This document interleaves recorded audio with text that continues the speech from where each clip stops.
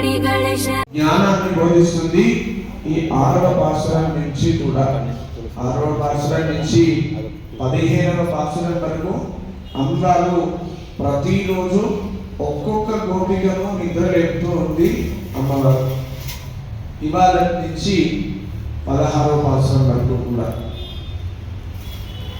అయితే ఈ పాసురంలో అమ్మవారు ఒక గోపిక ఇంటి ముందు నిలబడి ఆ గోపికను కూడా తన గోష్ఠిలో కలుపుకొని తీసుకొని వెళ్దాం అనే ఉద్దేశం చేత తాను నిద్రలేపుతూ ఉందట. అయితే రేపెల్లు లోపల సుమారుగా 5 లక్షల మంది గోపికలు ఉండేవారట. అయితే 5 లక్షల మంది గోపికలు ఒక 10 మంది లేకపోతే ఏమవుతుంది? వెళ్ళొచ్చు కదా. మిగతా అందరినీ 4,99,990 మంది ఉన్నారు. ఒక 10 మంది లేకపోతే ఏమవుతారు? అందరినీ మనం వదిలేయచ్చు కదా, వెళ్ళొచ్చు. కానీ అమ్మవారు అలా చేయలేదట. ఎందుకు చేయలేదు? ఇలా ఎదిగిరా పేగపరైనందు అంటూ అమ్మవారు పిలుస్తుంది. ఒక గొల్ల పిల్ల లేవమ్మా త్వరగా అని ఇంటి బయట ఉంది. అనగానే ఆ లోపల ఉన్నటువంటి ఆ గోప్యత స్త్రీ కూడా అడుగుతుందట, అప్పుడే తెల్లవారిందా? మీరు ముందే వెళ్తున్నారా? మీరు తెల్లవారిందని భ్రమపడుతున్నారా అని అడిగిందట. అడిగితే అప్పుడు మళ్ళీ అమ్మవారు అంతా సంభవిస్తూ ఉంది. బయట పక్షుల కిలకిలా రావాలి మీకు వినబడట్లేదా? అవి తమ ఆహారాన్ని తెచ్చుకోవడానికి కిలకిలా రావాలి చేస్తూ వెళుతూ ఉన్నాయి కదా, వాటి సరి మీకు వినబడట్లేదా అని అడిగింది.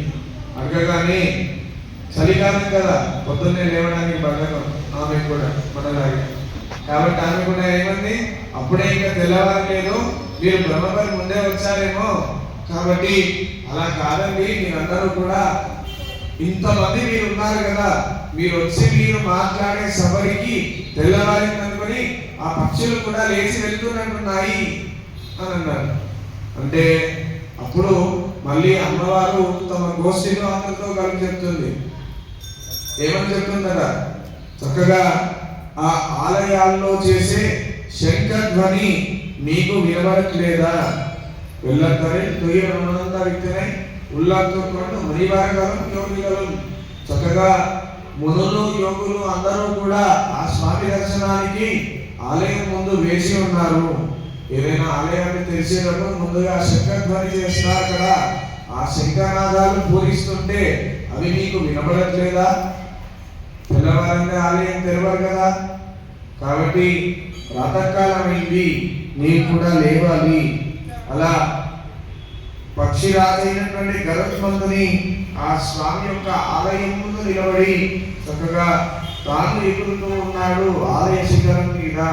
అలాగే శంఖధ్వని నీకు వినబడట్లేదా అని చెప్తూ ఉన్నది.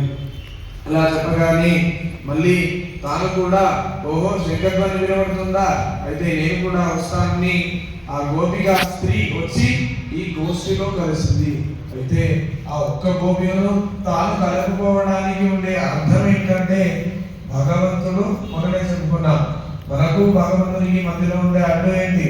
పాపరాశి. కాబట్టి నాలో ఉండే దుర్గుణాలు కనీసం చూసి స్వామి రాకపోయినా మన గోష్ఠి అందరినీ కలుపుకుంటే దాంట్లో ఎవరైనా ఒకరిపైన స్వామికి మమకారం లేకుండా పోతుందా? పుణ్యాత్ములు ఎవరైనా ఒక్కరు ఉండకపోతారా? వారి కోసమైనా స్వామి మా కోసం బయటికి వచ్చి మాకు దర్శనం ఇవ్వకపోతాడా అనే ఉద్దేశం ఉన్నవారు. అందుకే ఇది మన ఇంట్లో ఒక్కరు కూర్చొని చేసుకునే వ్రతం కాదు, ఆలయంలో అందరితో కలిసి కూర్చొని చేసుకునే వ్రతం అని అందుకే చెప్పింది. ఇంట్లో చేసుకోవడం వ్యత్యాసం, కానీ అందరితో కలిసి అందరినీ కలుపుకొని అప్పుడు చేసుకునే వ్రతం కదా ఇది.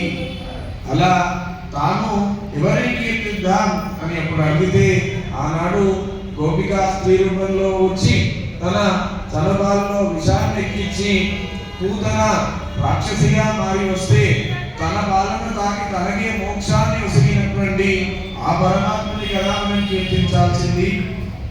శంకరాసుని రూపంలో ఒక అసురుడు వస్తే అతని యొక్క కీర్తిని విరిచినటువంటి ఆ పరమాత్మ పాదాలనే మనందరం కూడా శరణు వేడుదాం అంటూ అమ్మవారు చెబుతూ ఉంది. అలాంటి పాల సముద్రంలో నిద్ర ఎందు అమరినటువంటి సమస్తమైనటువంటి ఎలాంటి కల్మషాలు లేనటువంటి ఆ పద్మనాభుని యొక్క హరి అనే నామాన్ని మనం పలుకుదాము అని చెప్తుంది అమ్మవారు. హరి హరతి పాపాన్ని దుష్ట చిత్తై అవిస్మృత అని శాస్త్రం. హరి అంటే చాలట మన యొక్క పాపాలన్నీ కూడా హరించి వేస్తాడట. కాబట్టి హరి హరతి పాపాన్ని, హరి అంటే చాలు, ఆయన పేరు పిలిస్తే మన పాపాలన్నింటినీ కూడా హరించి వేస్తాడు. అలాంటి వాటిని మనస్సులో ధరించి యోగుల మునుల యొక్క మనస్సుల యందే తాను నివాస స్థానంగా ఏర్పాటు చేసుకున్న ఆ హరిని తలుద్దాము అనే విషయాన్ని ఆ గోపికతో కలిపి మనందరికీ కూడా సూచన చేస్తుంది అమ్మవారు ఈ పాసురం లోపల. కాబట్టి మనందరం కూడా గోదామ్మవారి సాక్షిగా ఆ హరిని మనస్సులో ధ్యానిద్దాం, హరినామాన్ని తలుస్తూ తరిద్దాం. గోవింద గోవిందవాడ వెంకటరమణ గోవింద. ఓం నమో భగవతే వాసుదేవాయ. ఓం నమో భగవతే వాసుదేవాయ. ఓం నమో భగవతే వాసుదేవాయ. వాసుదేవ వాసుదేవ వాసుదేవాయ. ఓం నమో భగవతే నారాయణాయ. నారాయణాయ నారాయణాయ. ఓం నమో భగవతే పుండరీకాయ. ఓం నమో భగవతే పుండరీకాయ. ఓం నమో భగవతే వాసుదేవాయ. ఓం నమో భగవతే వాసుదేవాయ. జయ బోలో గోదారంగనాథ భగవాన్ की, जय बोलो गोदारंगनाथ भगवान की। जय श्रीनारायण, जय श्रीनारायण। ससुप्रजाति परिपालयन्तां न्यायेन मार्गेण महिमैषा लोकान् हरे शुभमस्तु नित्यं लोकाः समस्ताः सुखिनो भवन्तु। सर्वं श्रीकृष्णार्पणमस्तु। ओम तत्सत्। जय श्रीनारायण।